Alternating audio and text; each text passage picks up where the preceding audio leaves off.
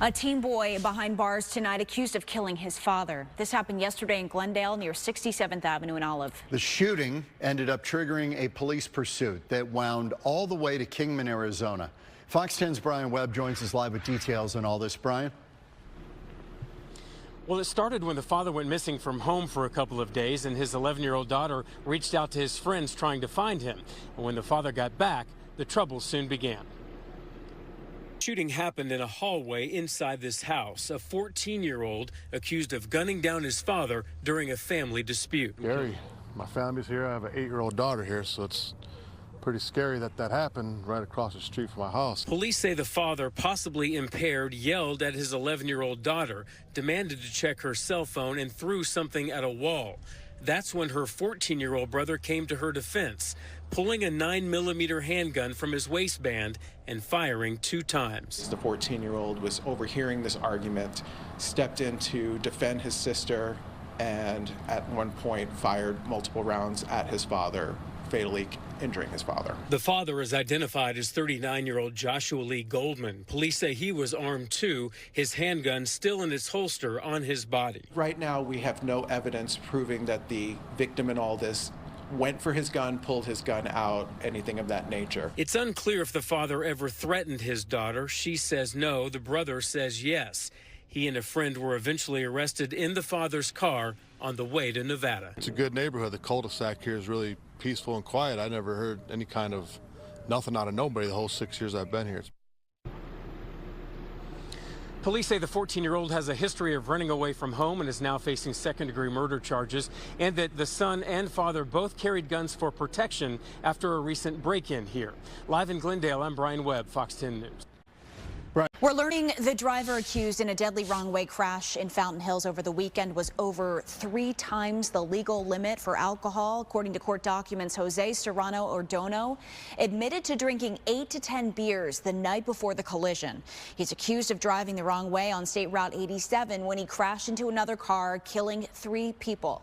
The driver of that car suffered life-threatening injuries, and court documents say police found open bottles of beer in his car at the scene of the crash. His toxicology report showed his BAC was .249, more than 3 times the legal limit, as we said. He currently faces charges of second-degree murder, aggravated assault, and endangerment. A 30-year-old Scottsdale cold case that was featured on Unsolved Mysteries is now officially closed. In 1994, 21-year-old Angela Maher was hit and killed by a drunk driver. Before an important court date, the woman responsible fled, and she was never found. But tonight, we know what happened to her killer. July 29, 1994, Angela Maher was home from college. The Xavier Prep grad deeply cared about her friends and, in a cruel, tragic irony, started a Students Against Drunk Driving club in high school. That night, Angela went to pick up a friend who needed a ride home from a bar in Scottsdale. At that same time, Gloria Schultz was driving drunk. Her red van plowed into the small white car that Angela was driving. Unsolved Mysteries picked up that story when it aired on NBC in 1996. There was a knock at the door. It was the police officers, and they said that there had been an accident. Angela's mother, who died in 2021, spoke about her daughter. My question was my daughter okay? And they said no. Schultz was offered a plea bargain. If she pled guilty to the reckless endangerment and manslaughter, she would serve a reduced sentence. A pretrial hearing was set for September 15, 1995, but Schultz took off, and no one knew where. It really tormented my mom not knowing what happened to Gloria Schultz. We spoke with Angela's older brother, Don Maher, who lives in Georgia. At least now, the story is done. We can turn the page and move on. For years, Scottsdale police continued to investigate. They recently learned that Gloria Schultz had been living in the small town of Yellowknife, Canada, more than 2,600 miles away from the valley.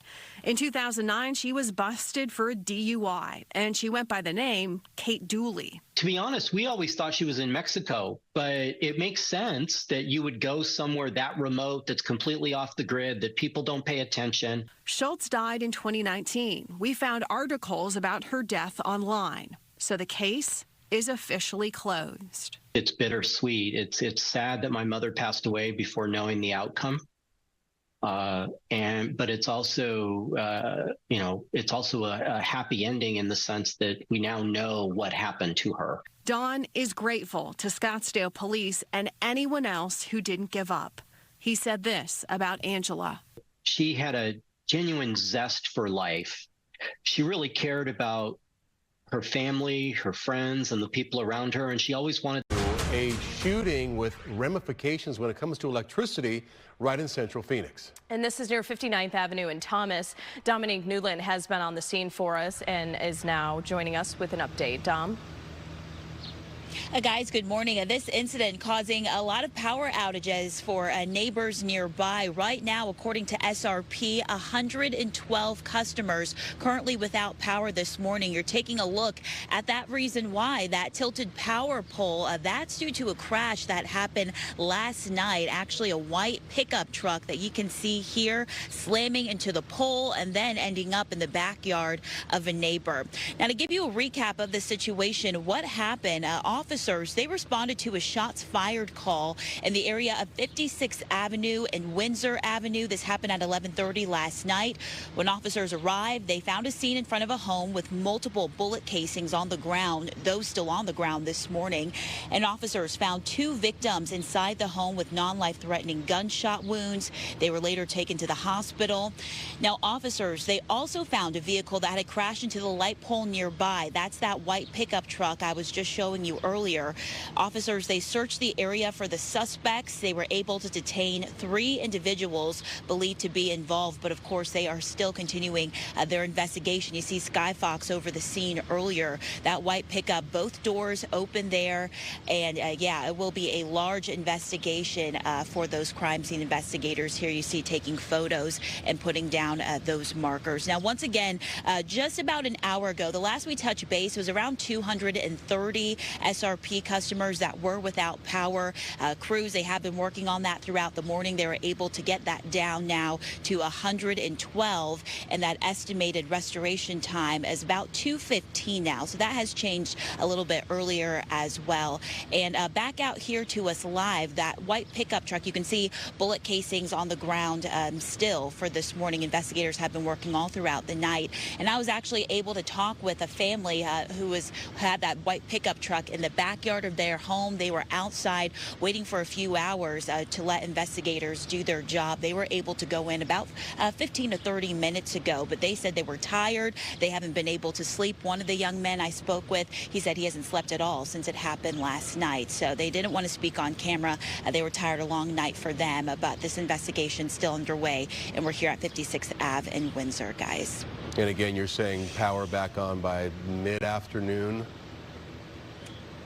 Correct, yeah. According to SRP, the latest I checked, they say around 2:15, but hopefully sooner. Right. Yeah, hopefully that's a late estimate just to, yeah. All right. Thank you, Dominic. Dom, thank you. Really difficult for those folks. 3 people were killed over the Memorial Day weekend in a wrong-way crash. And tonight we are hearing from the family of one of the victims. DPS says she was in a pickup truck heading north on the Beeline Highway on Sunday when it was hit by an SUV. Fox 10's Kenzie Beach joins us live after speaking with her son. Kenzie.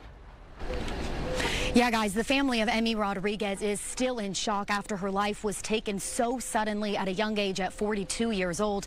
Her 4 children telling me here today they believe that their mother was off to spend the holiday weekend with friends at Sycamore Creek.